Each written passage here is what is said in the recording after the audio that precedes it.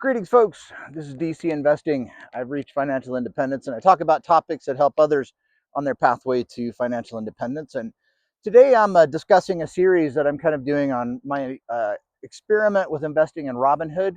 So I'm going to continue on this. And this mainly applies to someone who both has a margin account and also invests in stocks that pay dividends, and particularly master limited partnerships, which their distributions come as return of capital instead of normal dividends.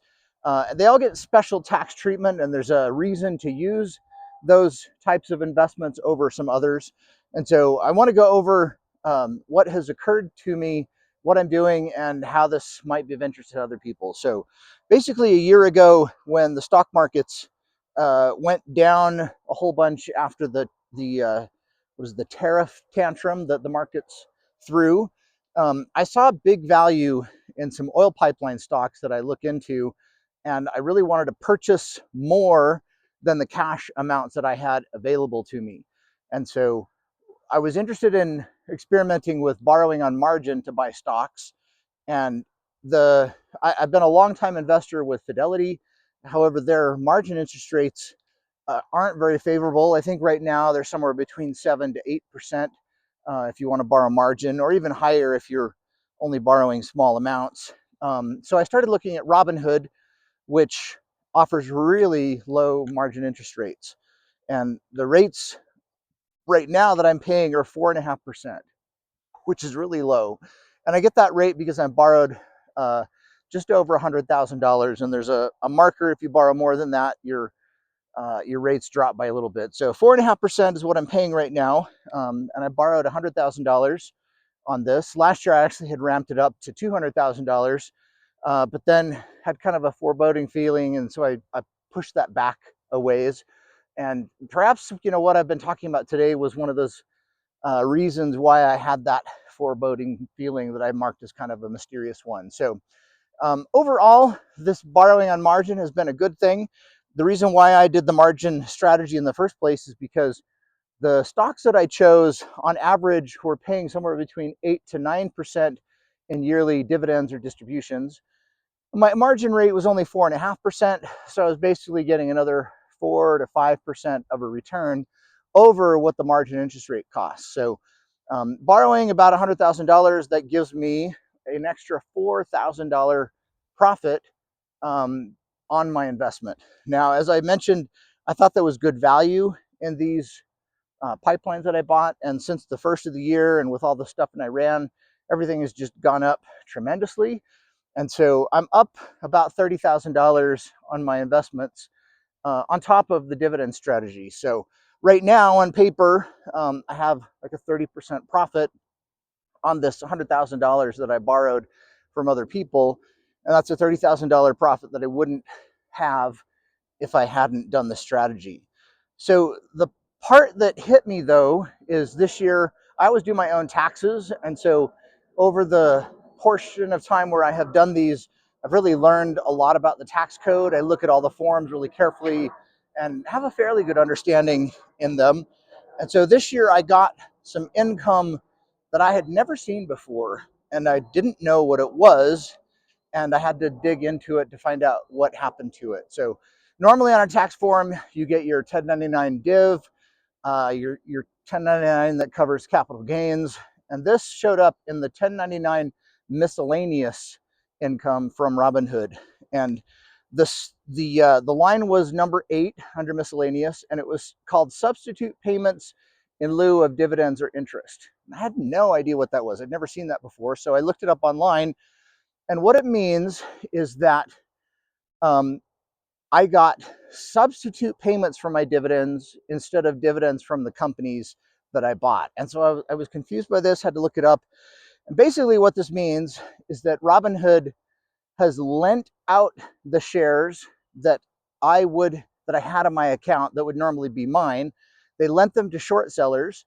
The short sellers then sold those shares to somebody else, and then they owed the shares back to Robinhood and to me. And so the status of the dividend went with those shares. So if those shares got a qualified dividend, well, then the purchaser of those borrowed shares gets that dividend. And specifically for me on my pipelines, on my master limited partnerships, they pay distributions in the form of return on capital.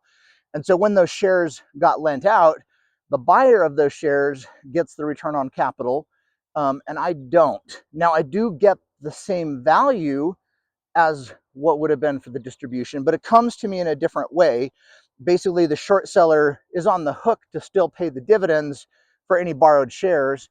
So for whatever qualified dividend or return on capital, they still have to make that payment to me, but it changes the tax status of that payment. And so it came back to me as a substitute payment in lieu of dividends or interest. And why that's important is it changes my taxation from something that was really favorable to now I have just ordinary income, because miscellaneous income is considered ordinary income.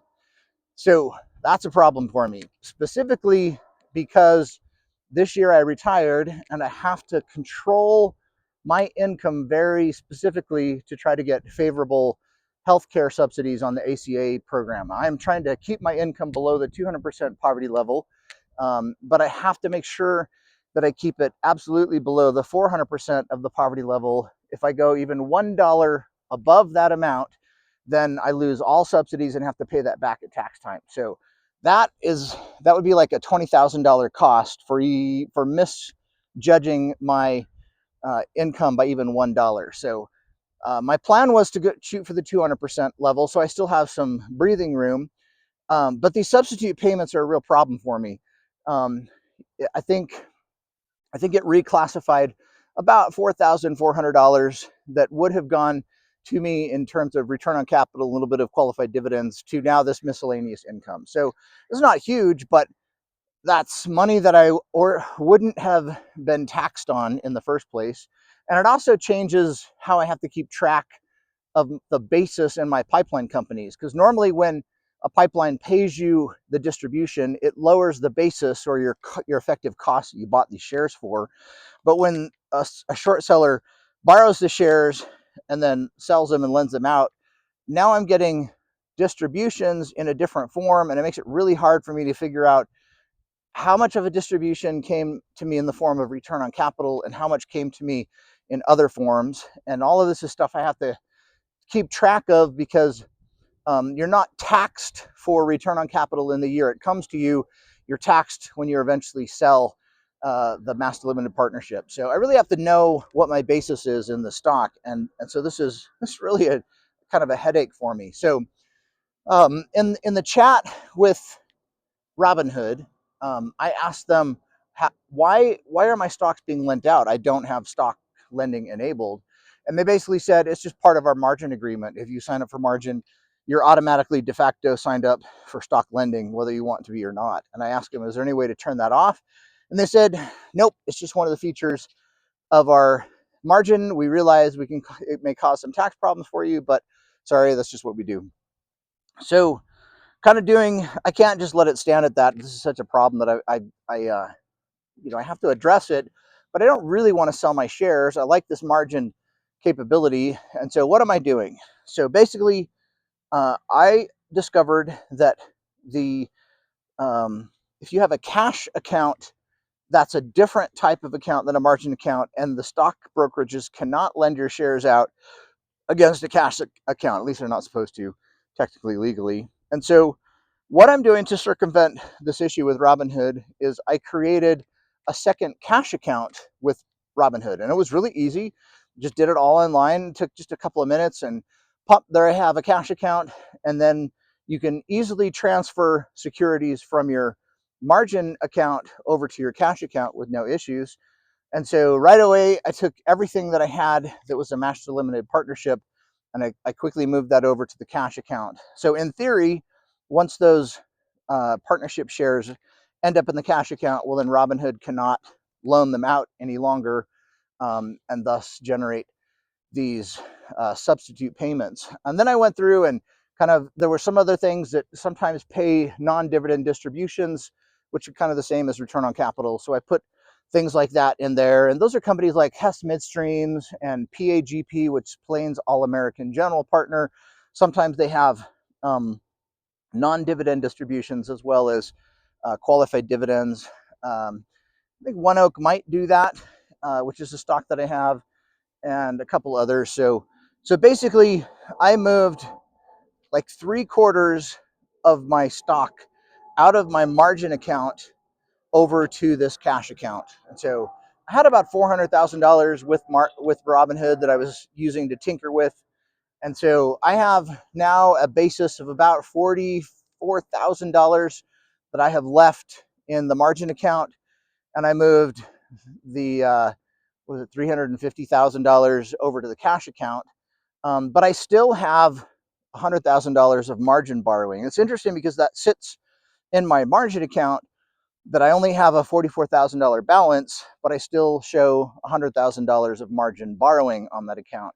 But I'm still like 20 grand away from my margin, the margin warning limit, where if I cross below that, I'll get a nasty gram I'll get a margin call basically. So this is my format, the thing that I am doing to prevent Robinhood from selling my master limited partnership shares, changing my dividend from the nice return of capital that I was expecting, which, by the way, does not count towards ACA MAGI income. That's one of the only forms that doesn't, and basically it's because it's your money that the company's just giving back to you, which is why it's called return of capital, which is really tax favorable, really cool. So I now have at Robinhood a margin account and a cash account, and the bulk of all my securities is in the cash account.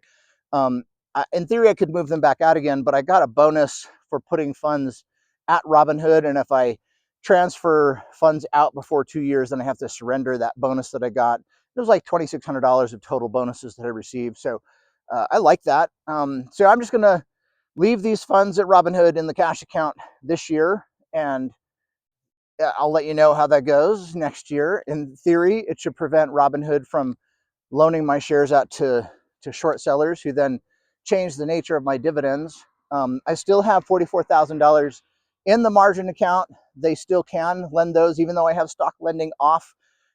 They said we will still lend the shares out if we want to in your margin account. So, the things that I left in there pay more, qualified dividends, which count towards MAGI income anyways. And if it changes, like what's 4% of 44,000? It was like, what was that, $22,000 or something like that? If I get a 6% or so dividend, everything that I have pays good dividends. I'm a dividend investor. So I have things like Altria in there, Kinder Morgan, One Oak, what else is in there? Phillips 66. Basically, I bought most of everything that paid a dividend. So that's why this is such an issue for me. Is I like dividends. That's part of my retirement plan. So that's how I'm battling Robinhood's really surreptitious lending of my shares in a margin account. I have created a cash account, moved the bulk of my shares over there. I have $44,000 of stock left in my margin account, but $100,000 worth of borrowing. And so that $100,000, the stocks that I bought for that, I shifted into my cash account. So I still own them. And if I get a margin call, all I have to do is just transfer some stocks out of my cash account right back into my margin account. It takes like moments to do that. So, if I do get a margin call, I can quickly fix that. So that's what I'll continue to do for the next while, monitor how this goes. And it fixes my issue that I got on my taxes with substitute payments in lieu of cash and dividends. So there's my education for you today. Hopefully this is eye-opening. I did a Google search on which brokerages will lend your shares out. There are all kinds of different brokerages and they all have different policies. So it says that Robinhood won't lend them out if you have stock lending unchecked, but that's not true. They absolutely will.